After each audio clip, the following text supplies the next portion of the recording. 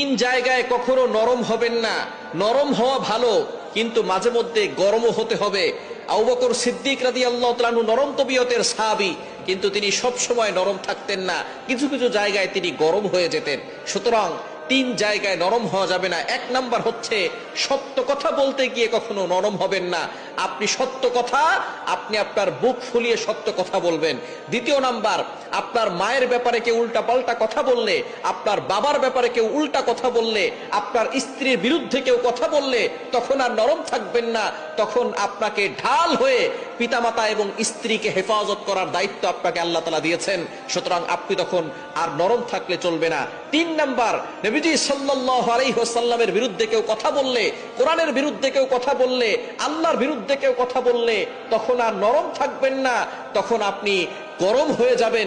এটাই হচ্ছে নবীজি সাল্লাল্লাহু আলাইহি ওয়াসাল্লামের সাহাবায়ে কেরামদের